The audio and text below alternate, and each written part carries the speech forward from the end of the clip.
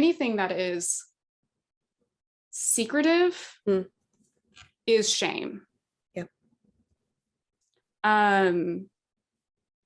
That why does it matter was not my story. When we look at like the facets of our personality, sexuality is a big one. Right. Who are you attracted to? Right. What do you like?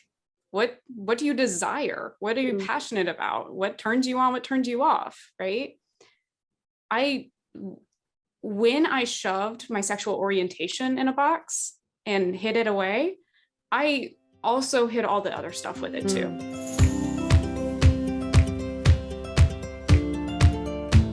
All right, my friends, welcome back to another episode of Sober Stories. I am so excited to bring a conversation with my dear friend, Victoria Towery. Victoria, welcome to Sober Stories. Hi, Beth. Hello. All right. Well, I know all there is to know about you and your bio, but for those who are not familiar with you, give us the high notes of who you are, where you are, what you do, who you do life with, all of the cliff notes. Yeah. So I am currently a yoga therapist in Austin, Texas. I work here in a studio, but also remotely, mostly with women. We focus on identity, on codependency, and healing from trauma. I dabble in some grief a little bit too. That always just tends to come up anyways. Before that, I have about 10 years experience in the world of finance. So a very non-linear, journey to what I do today, right? Not at all the background that you expect to have. However, I'm also now moving into being a licensed mental health professional. So I'm in the training for that. I've got a daughter, which is wonderful. She keeps me on my toes and reflects back to me all that I have left to work on. Yeah, it's really great. And a husband too. I am sober. I like the word sober. Some people call it alcohol free or what have you. I like sober. It's short and sweet and to the point, and it kind of throws people off guard. And I like that. And I'm also queer. So yes. I was saying this to you earlier. I was like, the whole year I'm queer, except for in June, I'm queer as hell. I just really put it out there. I just warmed up my coffee and my coffee mug says, I just look straight. I love it. Yeah. This is my June. This is designated June mug. So. June mug. Yeah. We're getting real spicy in June this year. I also love that you have a coffee maker in your office. I can see that in the corner. At arm's reach. Yeah. That's some next level stuff. And I think I need to make a coffee station in here, even though my coffee pot's right through the door. So no, you know what? This is not good self-care. I could be taking some walks to the kitchen and get myself out of my chair, but I don't. This is very convenient and I don't suggest it. It's kind to yourself. We'll go with that. It is kind to myself. Yes. The presenting sponsor of Sober Stories is Liars Non-Alcoholic Spirits. That's Liars is an Lyre, but it's also not to liars, unlike the dirty kind, because they have an affinity for wordplay that makes my copywriter heart sing. Liars was created by a couple Brits on a quest to replicate well as many different alcoholic spirits as possible, allowing us to drink our way. And y'all know me. My way is without a drop of ethanol. Their name actually gives a nod to the Australian lyrebird, which can mimic just about any sound. I've used lyres in my mocktail making for truly years now. I think my first introduction was probably the orange sec, which took my NA margarita game from sad and depressing to good enough to make my normie partner say, there's no way this isn't the real thing. Except now, my margarita doesn't ruin my life and throw my mental health in the garbage. Grab the margarita set for 2 different kinds of tequila alternatives and that orange sec I was talking about. Classico is my new favorite, though. I packed a cooler of them last year for the lake and the river and the beach and the pool. Their pre-mixed, ready-to-drink canned beverages are a great solution for those moments when you want something refreshing and celebratory in your hand, but you don't want the consequences of booze. You'll probably want to go ahead and hit add to cart to the Classico case and get that free shipping. As you're building out your non-alcoholic bar cart this spring, head over to liars.com. Use code SOBERSTORIES1010. That's SOBERSTORIES. The number 1, the number 0, the letter T, the letter E, and the letter N for 10% off your purchase. We'll pop that in the show notes too. Lyre's gives you the freedom to drink your way, to not just provide an alternative to those who don't wish to imbibe alcohol, but to ensure that everyone can enjoy the mirth and the merriment of a soiree or shindig. God, their copywriter's good. Okay, I love that you noted what wording works for you, what language works for you, because one of the things we talk about here is language and labels and identities and things we take on and what feels good. And I really love the variety of words and labels that people bring to sober stories that really fits them and feels like an identity and a version of this that feels really good. I also call myself sober. Sometimes I'll say alcohol free if I'm like, I guess like you said, like try to like soften the blow a little bit, but like I'm sober. Right. Like I'm sober because I drink 2 bottles of wine every night sober. So I really think that that's such an important and often talked about piece here, but tell us the story of that. How did you become sober? Where did this begin? Yeah. So yeah, and I've been in the sober space for a while now. So I have like an elevator pitch of my story around sobriety. And so we want to be spicy here. So I'm going to take it farther back. I love the spice. Yeah, we're going to take it farther back. I quote unquote got sober when I was 27. And when I was 27, I didn't call it that. I called it taking a break or whatever. I didn't even use the word alcohol because that was itchy and uncomfortable. And I didn't like the label. We could come back to that. But when I was really in it, I was 2021. I did not drink in high school, but then I went to college, did the sorority thing and drank, like a sorority girl does. Right. And I ended up getting, for lack of a better word, kicked out of college because I could not afford it. So while I was busy watching my friends graduate, I had to move back home. I had to quickly get a job. I ended up getting a job in politics, which is what I wanted. That's what I wanted to do when I graduated. I got to sit at some very big tables that I otherwise wouldn't have. It really stroked my ego. But in order to shove down the shame of watching my friends do the thing that I really wanted to do, I started drinking. And it was accessible. And you know what? We'll just take it to another flavor of honesty. I was drinking and also I was just dabbling in a cocktail of different prescription drugs. I remember sitting at a table and just to protect the identity, there was just a higher staff member who pulled out this like gallon Ziploc bag. So if anybody's like, oh, politics, like real politics isn't that bad, let me tell you. Yeah. A higher staff member pulled out a gallon Ziploc bag of just a lot of orange bottles and was like, what do you need to get through today? I was 21. Oh my God. Maybe 22 at that point, maybe reaching on 22. The time like, this is state politics too, not even national right. This politics. Is state politics. This is low level state senator politics. But here's the thing, and this is where I have a lot of compassion for myself in that moment. I was really struggling. I was having panic attacks. I got kicked out of school where I held a lot of officer positions and was on student government, right? So I got kicked off of that pedestal. So I clawed my way to the next pedestal I could find. And drugs and alcohol, drugs were just a blip in the moment, right? Sure. It wasn't a very big part of my story, but it is part of my story. They helped me shove down the shame and bring me the connection that I needed. It's going to surprise me if we don't get into talking about love addiction today. So we'll just bring it out in the air now. On top of being sober and queer as hell, I am a recovering love addict. So which is, for people who aren't familiar with that, is like codependency on crack. It's a little bit more severe codependency. So in that disconnection that I had from leaving college, I found new connection and I would do anything to hold on to it, including jeopardizing my relationship with my boyfriend, who is my now husband, hurting my family, blacking out, not knowing where I was the next morning. Anyways, I kind of hit a rock bottom there. And like most people's stories, that was not enough for me to stop. Right. I hit a rock bottom there. I remember coming home one night, my phone was dead. My boyfriend, now husband, thought that I cheated on him. My whole world just like blew up in this one night, where I had spent the night drinking and really, who knows what else.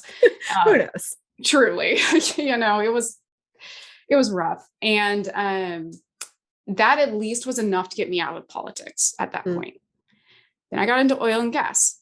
Not so much better, but at least the partying stopped at 5, or like there was an end point, right? We weren't like going in through the night. And I kind of had a little bit of a wake up call of what I was doing in my relationships, but the habit of trying to subside anxiety and the panic attacks, but by way of whatever alcohol I could get my hands on, that stayed.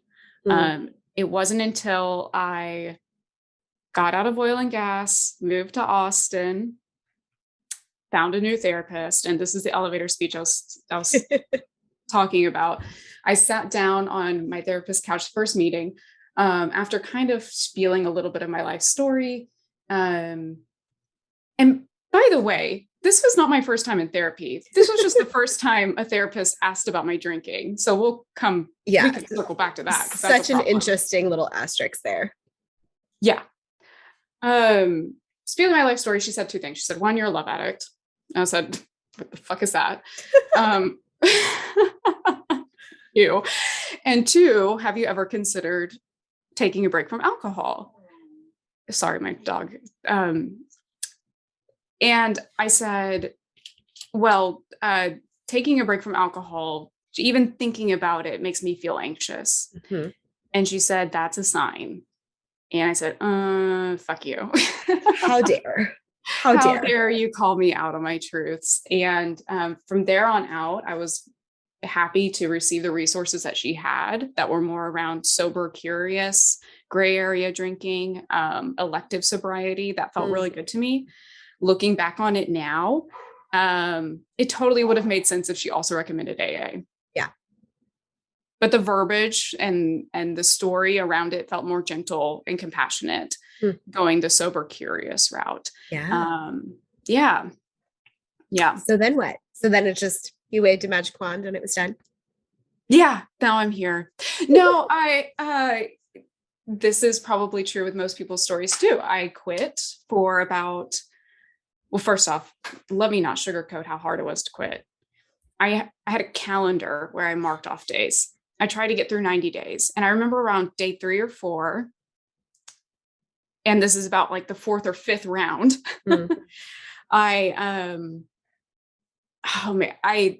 so in part of this becoming a therapist, I've been looking back on some of my old journal entries, and I'm so happy that I kept them when I was in early sobriety. This is now, I lose track. It's either 3 or 4 years. Apparently it doesn't matter to me. What is time?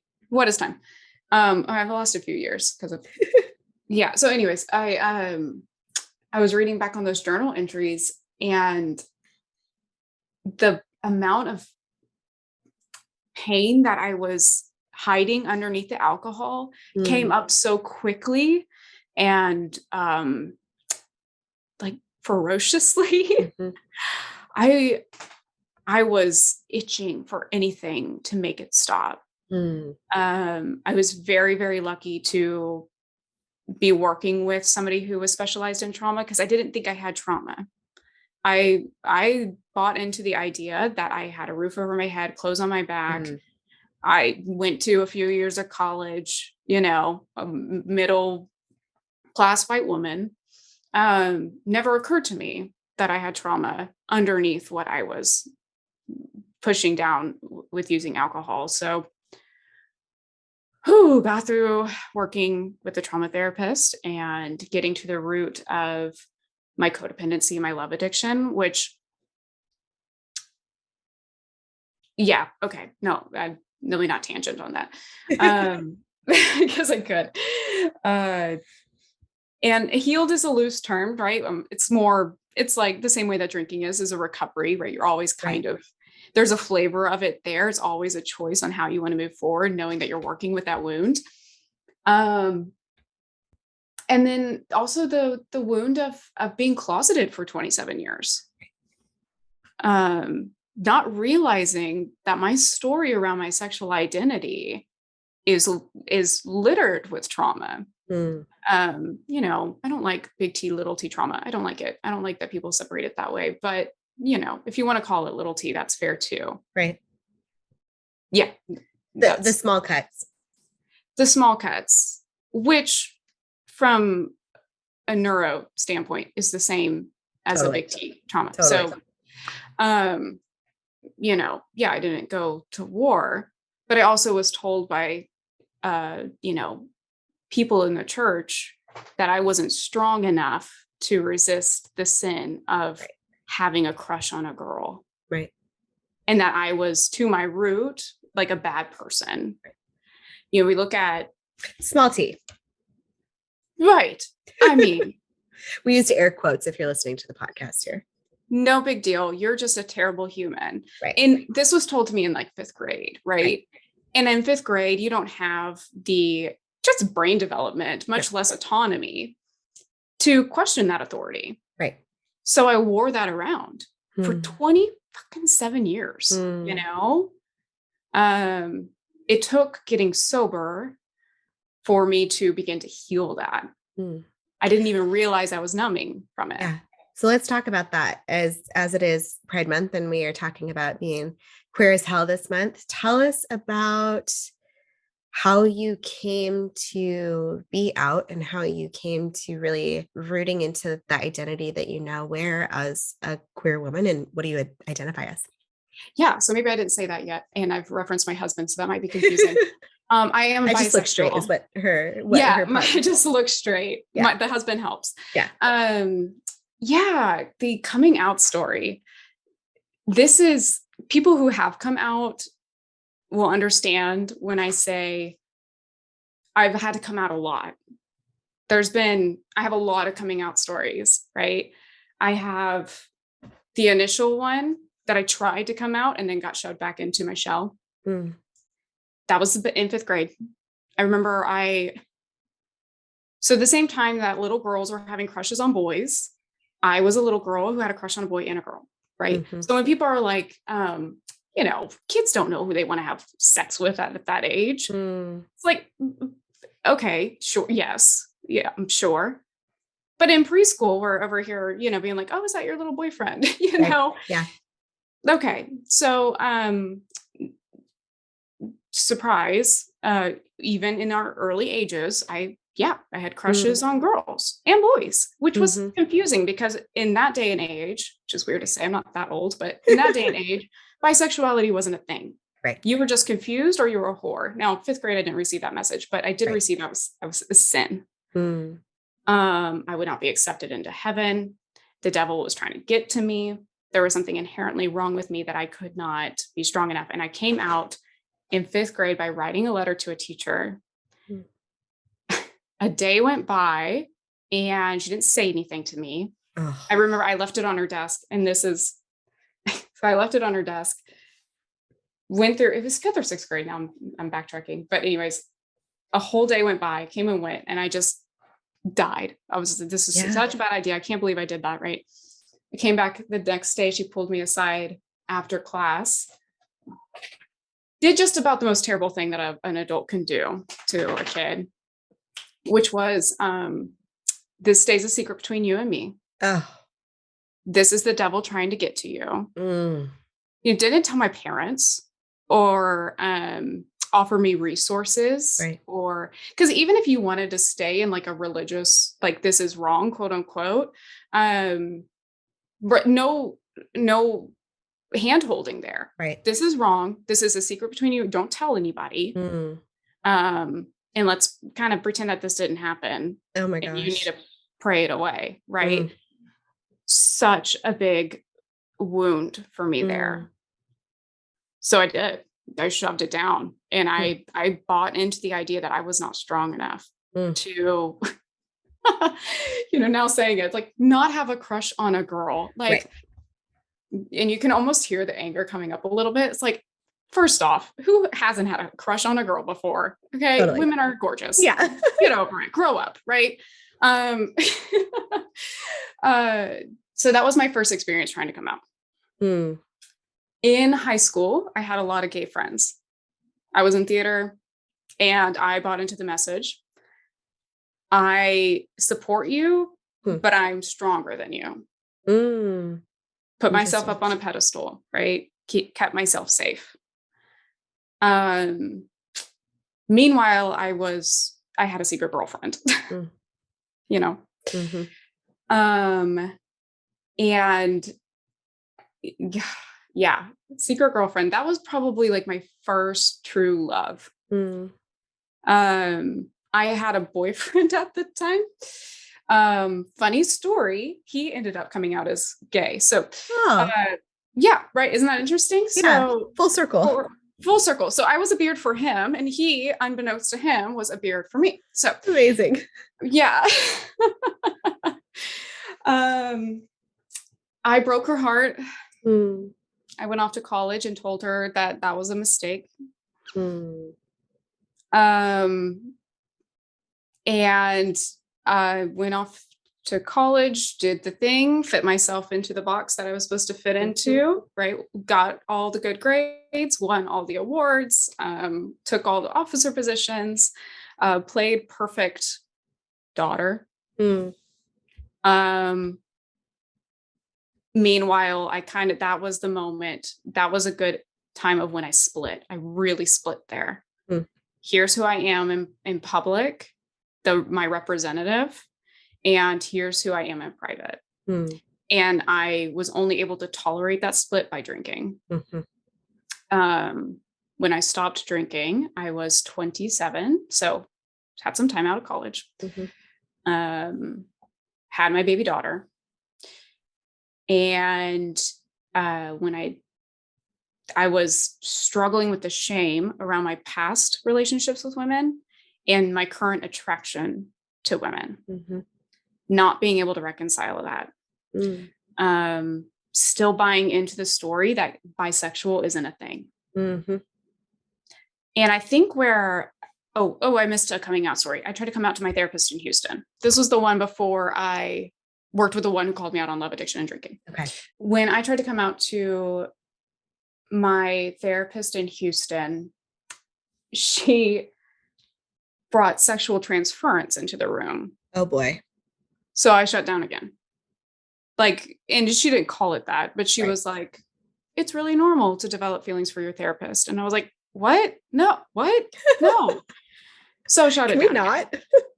I mean, she was young. I don't, and we can talk about competency when it comes to working with the LGBTQIA community. But the mark that she missed, it wasn't calling it transference. That was a big mark, but the mark that she missed was helping me come out to myself. The acceptance piece. Right. Because I had to work through the shame before I could come out to anybody else. Right. And my own internal biases around queer folks. So many stories to unpack. Right. That were all handed to me, right? Right. I wasn't born thinking that I was wrong or broken or confused or greedy. Right. Is another story that comes with bisexuality, right? Right. I wasn't born thinking that. All of those stories were handed to me. And so I had to really parse out, where did those stories come from and how much do I want to buy into them? Turns out zero of them I buy into. It took some time to get there. Anyways, so around 2 or 3 years ago, I came out to my husband, who knew he knew about my past sexual relationships with women, but it was kind of eroticized, or, for my own, he didn't do it so much as I did it. Right. So I could play it off as I was just drunk, Totally. It was a phase. The same way that we don't want to identify as having a problem with drinking. I was like, I don't want to identify as bisexual either. Right. I just slept with women and enjoyed it. Yeah. slept with men and enjoyed it. Gonna keep that in this box over here. Let's not call it what it is. Yeah. So interesting.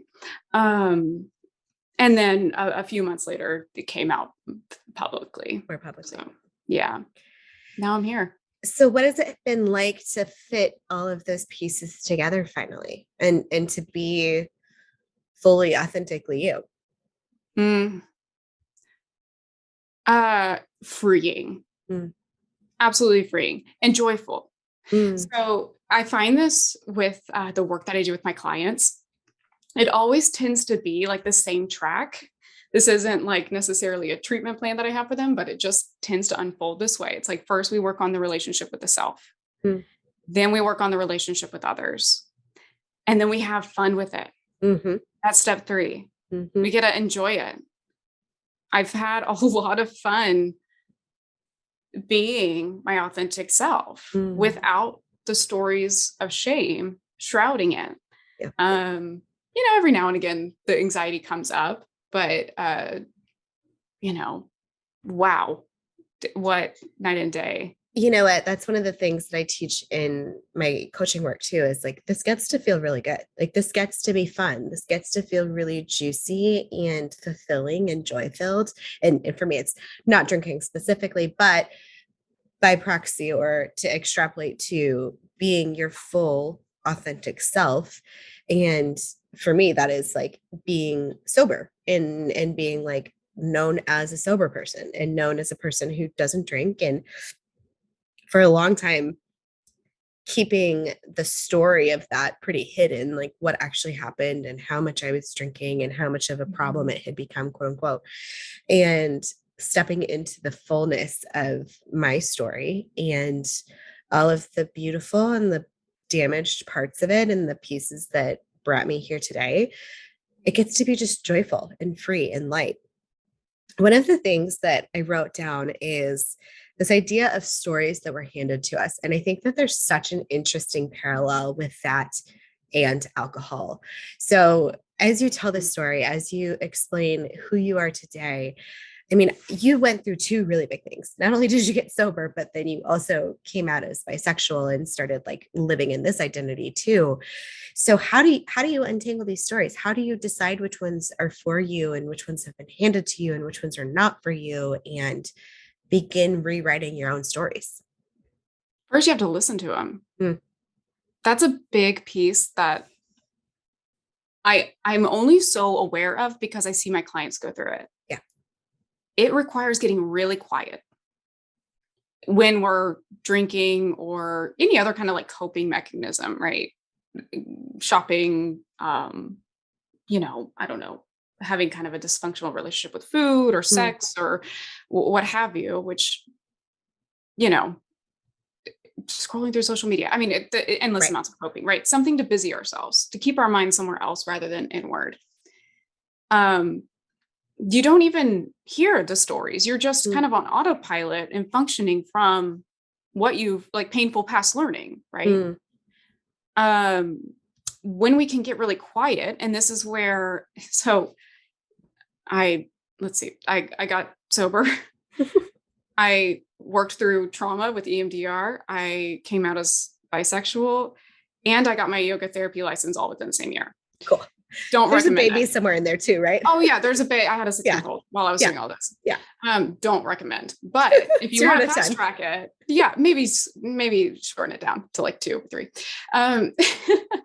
That yoga therapy piece required me to, and actually more specifically, it was mindfulness-based stress reduction certification, required me to spend like 2 hours a day in meditation. Oh my God. I got really clear on the stories in my head. And then luckily worked with a trauma-informed therapist or, using EMDR or what have you, to identify where those stories came from. Whose voice is that? And I talk a lot about this. When we can identify the voice, then we can begin to parse out, is this even my belief? Do I believe this? Because there are certain things in there that I do hold dear. I do think are good stories. Sure. A lot of it was bullshit, though. A lot of it's bullshit. Yeah. That's so interesting. right before this recording. And it's funny because in the last recording I did, we talked about how I'm watching The Flight Attendant, and it's about a woman who she calls herself an alcoholic. And a lot of the story is her inner dialogue of all of this. And it's actually one of like the most accurate to my experience portrayals of like what this inner dialogue is when you're in such destructive drinking patterns. And then in the second season, she's sober. And like an hour ago, I discovered that the actress who plays the main character has started a campaign with Smirnoff called Vodka for the People. And it's a big sober, like, or not sober, it's a big summer drinking celebration, like boozy ad campaign about celebration and fun and summer. And I'm like, the amount of cognitive dissonance that can exist in the world when an actress plays this very serious role portraying very serious challenges and does it very well and very beautifully. And I imagine in doing that, it has to understand to some degree the impact of alcohol on at least this character she's playing, and then steps into a boozy partnership with a big alcohol company. And I'm like, that's a story, like this story of celebration and of me versus them and all of these bullshit stories we have about alcohol and all these bullshit stories we have about the queer community. And how do we unpack that and how do we learn that? And I cannot imagine sitting in meditation for 2 hours, by the way. It's like, that's a long time. I get about like 2 minutes under my belt before I'm like, I'm going to go unload the dishwasher. But I like this idea of getting quiet. And for somebody who's like, I don't really know what that means, can you give like some tangible steps for that? Yeah. Hide your phone. That's my first step. Hide your phone from yourself. Literally go lock it in another room, because, and I think that's part of the, you know, when we're looking at our phone, we're on social media. I think social media is great. It's how I met you. How you like, how I make a lot of my friends. Right. And also when we're talking about stories, it's stuff like that. It's campaigns, or it's the news, or it's somebody's opinion on the news. And it gets kind of implanted to the point where it's like addictive, right? And I mean addictive in the way of like, this is a way to escape myself. So not just hiding your phone because it's distracting, but hiding your phone because you need a second without other people's stories. Totally. And then, so tangibly, if you would like to start, like, how do I get quiet and hear my own voice? I always suggest 5 minutes of meditation followed by 5 minutes of journaling. Which I guess requires your phone, unless you have like a stopwatch. I don't know. But anyways, and then keep going like that, right? If that felt good, go in for another 5. Also, I mean, guided meditations are great. They're a great way to start out so that you can get comfortable sitting still. But then also understanding that meditation isn't about silently, like it, you know, I call it getting silent. It's not about stopping the thoughts. Right. It's about having really non-judgmental awareness of the thoughts. So instead of like, oh, I shouldn't be thinking right now, or why am I so worried about when I called my 3rd grade teacher mom, right? You know, or whatever kind of like weird thought pops up in your head, instead of creating stories around that, step back and be kind of like a 3rd-party observer, right? The gentle, compassionate 3rd-party observer. Oh, that's interesting that I'm thinking about that. Anyways, let's go back to focusing on the breath, or whatever kind of, we call it an anchor in meditation. So sometimes that's the breath. Sometimes it's bodily sensation. Sometimes that's the flicker of a flame on a candle. Sometimes that's a guided voice, right? If you use like a Headspace or any of those apps, YouTube has endless numbers of guided meditations, but those are really good starting points. The 5-minute practice is really fantastic. You know, I even think about like going for a walk and not having my AirPods in. That is like an uncomfortable thought for me, not just because it's 100 degrees in Texas, but like just the idea of, or even washing the dishes without my AirPods in, and just having to be with my thoughts and me and nothing else. An interesting phrase I heard a while ago was the concept of single tasking instead of multitasking, because so many of us are so used to multitasking, doing all the things. We're watching the TV while we're folding the laundry, while we're teaching our kids math, or we're listening to a podcast while we're washing the dishes, or we're always doing something times two. And then we never get a moment to just sit with ourselves and be in our own thoughts and to be quiet, even if we're actively doing something, just to be quiet. And for me, that has been a practice of, okay, I don't need to listen to a podcast. I don't need to listen to an audiobook. I don't even need to listen to music. I can just be in my own brain for a minute. And it feels really uncomfortable. I'm still not very good at it. It feels very uncomfortable because I cope by busy, and I cope by productive, and I cope by consuming doing as many things as I can at once to check as many boxes off my list.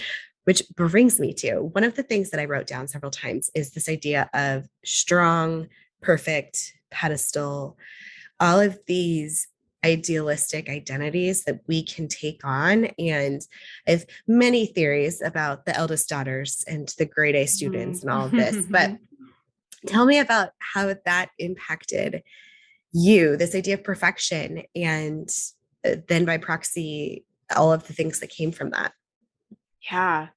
What's so interesting is I thought that I had it under control, my perfectionism, using being perfect as a coping mechanism. And so when I talk about doing all those things right when I got sober, that was my coping mechanism. Let me get all the certifications, take all the courses. That's when I went back to school and then raised my GPA and got in, I was just doing all of the things to busy myself and as a means to stay safe. Right. Because if I'm up here, if I'm on the pedestal, you can't touch me. Right. I thought I had it under control. And then I started training to become a therapist and had to watch myself in recordings, brutal, counseling other people. Right. Yeah, it is. And, people warn you when you go train to become a therapist, that stuff's going to come up. And I was like, I got this. I am sober. I am vegan. I am a somatic yoga therapist. Like there is nothing that's going to come up that's going to surprise me. Perfectionism did. And to the point where my professor, who's a psychoanalyst, for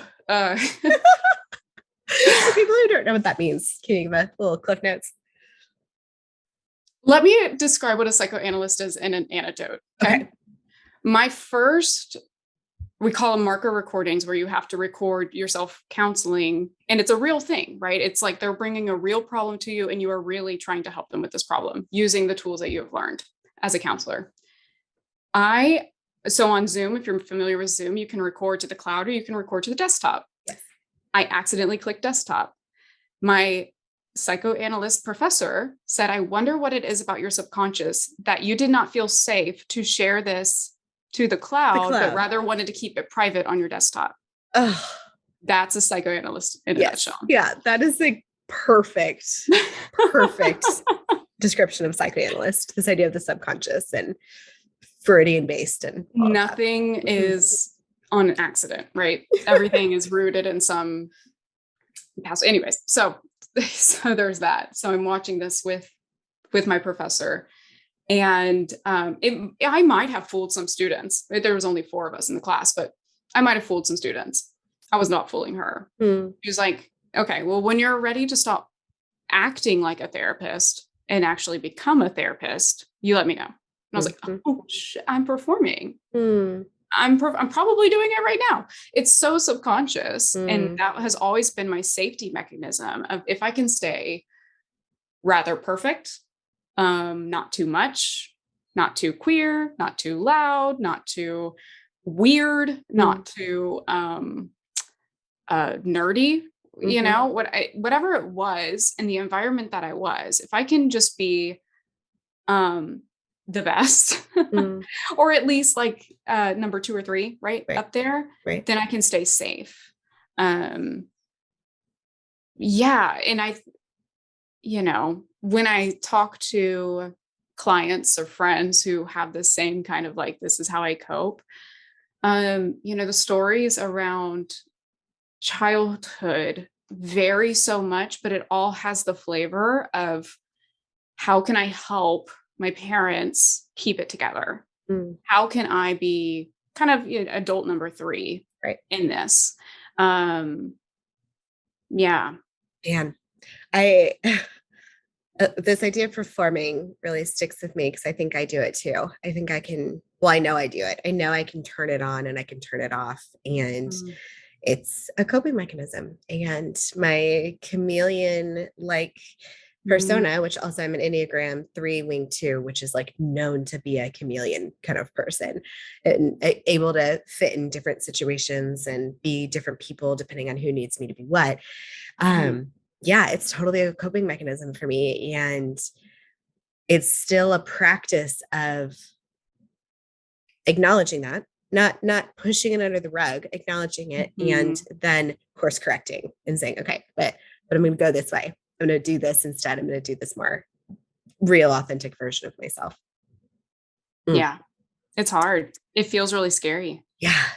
Well, all of it feels really scary. It's like what you said about when you quit drinking. It's like all of a sudden you have to feel everything that you've been numbing down or pushing down with alcohol, and suddenly it's all out in the open. And I think it's really interesting how so often we revert to other coping mechanisms if we're not even paying attention, because if we're Mhm, not really paying attention, if we're not really tuned into it, we're so prone to just transfer addiction it and go somewhere else and do something else to cope that, while maybe not as maladaptive as alcohol is really not going to serve us either. But mhm. tell me more about what it has been like now to be a bisexual woman and in a hetero marriage and a mom and like such a multifaceted person. And how do you allow your queer identity to be a part of that?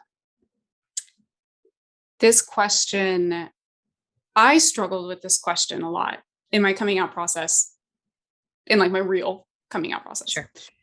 Why does it matter that I come out? Mm, Because I don't want to leave my husband. I'm very much attracted to him and mhm, enjoy our time together. Um, I have no plans, future plans of, oh, when my kid grows up and moves out, then maybe I'll start dating again. Right. mhm, That was never on the radar. Um, so I really struggled with like, what is it that I am drawn to even put a label on this? If I am here now, what does it mm, matter? Right. And what it came down to was, anything that is secretive mm. is shame. Yep. Um, that why does it matter was not my story. Mm, When we look at like the facets of our personality, sexuality is a big one. right. Who are you attracted to? Right. What do you like? What do you desire? What are you Mm, passionate about? What turns you on? What turns you off? Right? I When I shoved my sexual orientation in a box and hid it away, I also hid all the other stuff with it too. mm, Right? I took the whole amount of my sexuality and put that away mm, and performed, right? This is what I'm supposed to like. This right. is how they do it in porns, and this is how I'm supposed to perform in the bedroom. Mhm, Um, Meanwhile, I don't know, maybe this goes without saying, maybe not. I wasn't enjoying it to the full extent. right.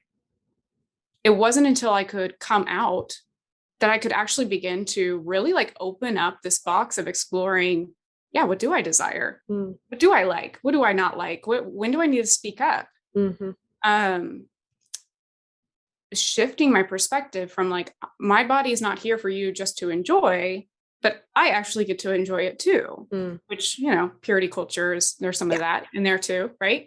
Um, so in this coming out process, especially with my husband and I'm sure he'll really appreciate this. Uh, he honestly might.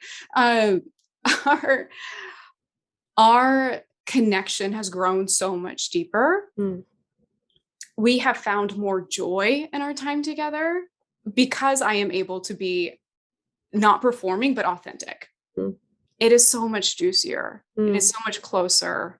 And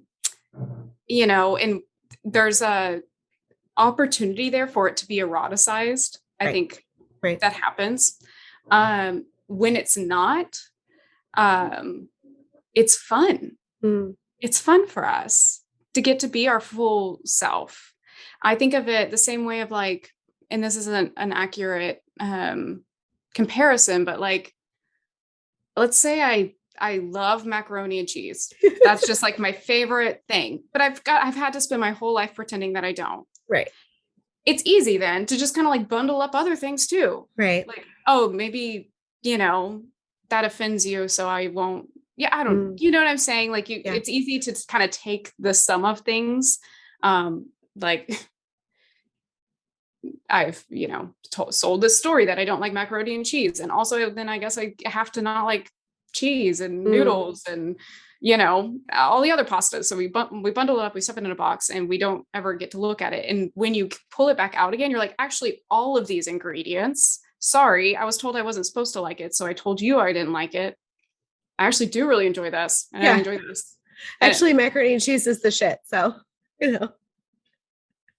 Yeah. Well, and what I hear in this too is like, you haven't missed the bus. Like, just because this is something that is being discussed later in your evolution of somebody who is like, especially like building a family, I think specifically, like you haven't missed the bus. It doesn't mean just because you've hit XYZ milestones, you're like excluded from the club because, too late, shoulda, woulda, coulda done that before. It's like, you still get to discover pieces of yourself. And if we want to like step back and extrapolate this, we still get to discover pieces of ourselves as we grow and as we evolve and as we have the gift, in my opinion, of aging. Do you think you could have gotten there if you were still drinking? No, absolutely not. And even so much to the point where I thought I was going to die closeted. Why not? Right?